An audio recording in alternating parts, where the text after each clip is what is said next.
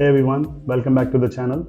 In today's video, we'll learn how a website works, what exactly happens when you key in your website URL on your browser, how a domain name works and what a DNS is, and how exactly your requests are sent to the browser, how an HTTP or HTTPS functions, and how the results are displayed on your browser. So without further delay, let's get started.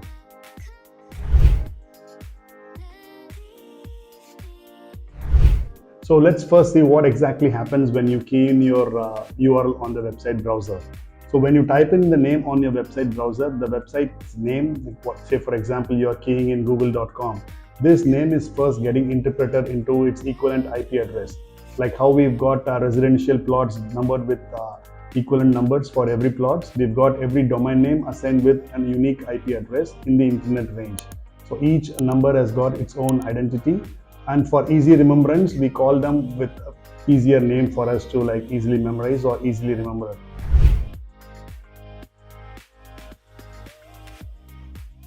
When you type in the URL on the browser will look up for its equivalent IP address on the DNS gateway.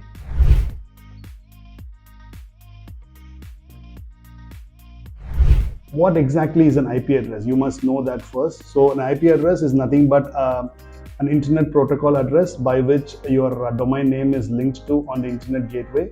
So when you key in the name on the browser, be it a Netscape browser or Internet Explorer or your Chrome browser, will look out for its equivalent DNS value on its cache files. So these cache files are up into 4 different categories.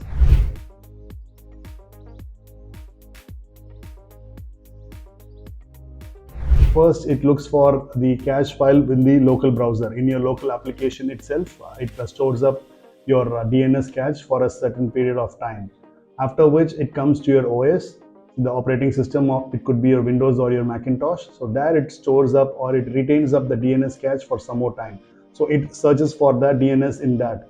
So when you're typing in Google, it will search for the Google's DNS value in your browser first. Then it will automatically look out for in its OS as well. The OS cache will again in turn will give up a reply that this is belonging to Google and will start displaying Google's content. So if that has got expired, say for example you haven't used your browser for a longer time, or if you haven't browsed that website for a longer time, it will again go for the third type of cache, which is nothing but your router cache. So the router cache is nothing but the cache which you have on your local internet router, the gateway, the router which we normally use at the home. Could be your D-Link or Netgear or your TP-Link, any of your routers. So these routers, they have the capacity to store or to retain a DNS cache on its own. So it will look out for all of these 3 levels of DNS interpretation. When that is not yet completed, when that is not over, it will again search for the next level of your ISP, where isn't like it will search for the DNS cache in the ISP. So the internet service provider will also retain a copy of the DNS. So it will look out for the DNS equivalent domain name in the internet service provider's cache as well. So after you key in a domain name on your browser, it will go through these 4 sections of cache to start displaying the contents after that.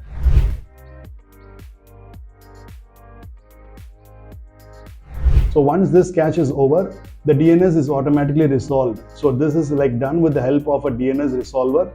That's the machine which will automatically send in requests automatically. So whenever a request from a user, any user is trying to ping in google.com, it will automatically try to resolve the DNS and will start throwing in their answers and will start displaying the site contents to them.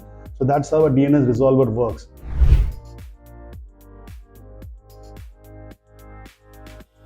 Then once you key in google.com, the site, the homepage loads, you're trying to search in some parameter. Say for example, you're trying to search in soccer. You type in soccer, click on search results. So this search parameter of soccer which you have typed in has to be transferred to the Google's browser, and it has to start showing in the search results. So this keyword has to be like transferred to the server using a protocol. So we call that as the HTTP.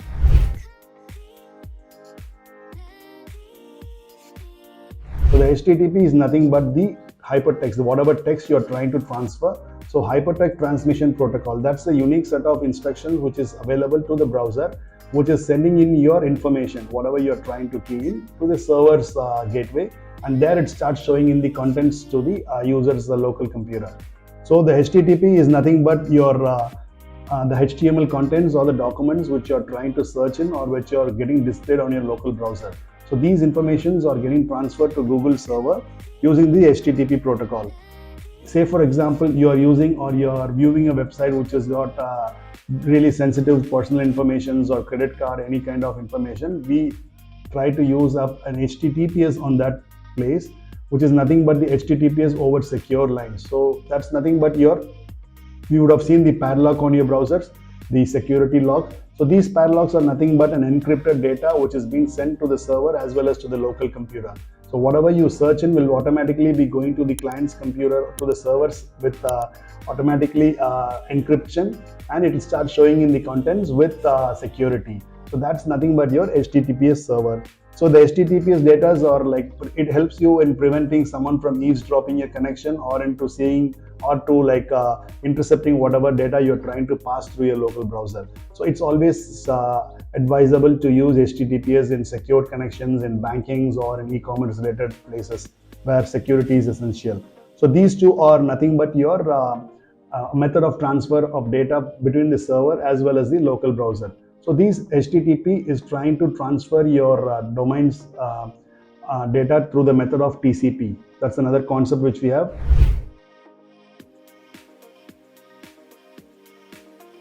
So that's nothing but the transfer control of your data. So the TCP as well as IP, you would have heard of this term TCP bar IP. So TCP is nothing but the transfer control protocol which transfers your data from the local to the server and vice versa, from the server to the local browser as well.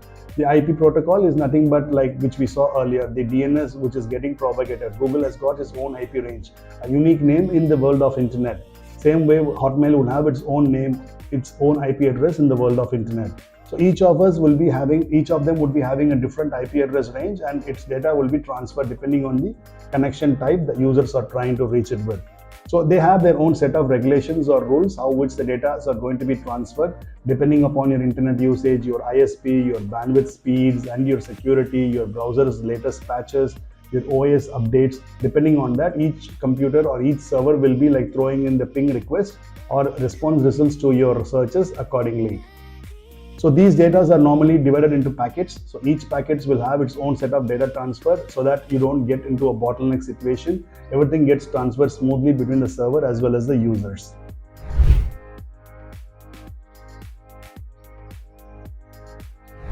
So this connection of TCP has like a detailed method of mechanism which works in detail in conjunction so that the server doesn't go down for any number of requests when a user is like trying to throw in.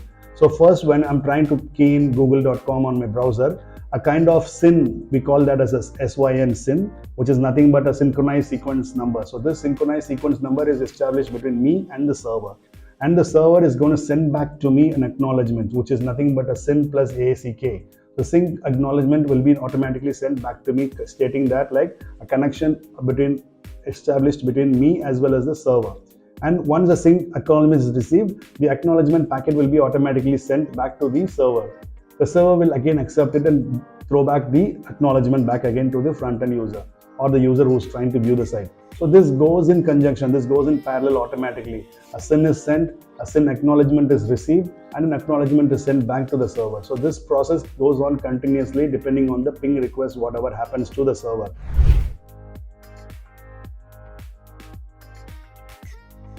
So this is further deployed or shown with the help of this picture. You could see here a client computer is trying to show a SYN request to the server, and automatically an acknowledgement, you could see that the acknowledgement comes with the acknowledgement 1 number being added to it, which is nothing but like the numbers are automatically added or automatically generated. So the ACK1 automatically is being thrown from the server, it gets received from the client's end. So once it's received, I'm trying to again send back the acknowledgement 1 back to the server.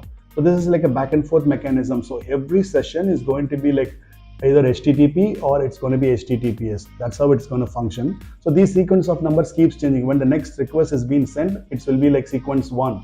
Then it will be like acknowledgement 1. The next sequence will be sequence 2, the acknowledgement 2. So the process continues depending on however time you are trying to browse your web server or your email accounts or whatever services it is.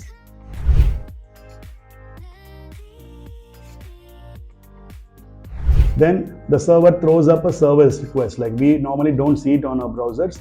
When you're trying to send a request to the server, a server normally gives a response stating that a connection is established between the user as well as the server. So an a acknowledgement code of 200, which is normally not seen by us in the front end. So that is normally shown in the backend. The browser will automatically interpret that. It will state that there is a connection which has been established between the user as well as the browser. When this connection fails, when this HTTP 200 success error is like failed, then the server will start showing up errors messages. Now it could be like a 400 error, normally 404 error when you find the domain is not existing. Say for example, you type in with a typo with some name instead of Google, it will start searching for a DNS resolver. Then the DNS resolver will throw in some error message where HTTP 200 would not have got processed. Then you would be seeing a 404 like website not found message or screen on the browser. That's the local job of the browser to make sure that there is no DNS propagation which has happened and the server has not responded with the 200 success message, and there is no SYN and acknowledgement which is happening in the backend. So this is the process. The browser again in turn will go through a structure how it's going to display your contents. So the browser is got own parsing which is happening in it in the backend, where an HTML, CSS and JavaScript gets parsed in the backend and it starts showing up with the help of a DOM structure. That's another topic to be discussed. We'll do it on another video. So the DOM tree is a big concept where we've got different types of technologies which is being like getting interpreted in the browser. So depending on your browser's capability and the speed, it starts parsing in the contents and starts showing in your website's contents. So the next time when someone is trying to start searching a domain, it will immediately start showing in the updates or the website data from the cache instantly.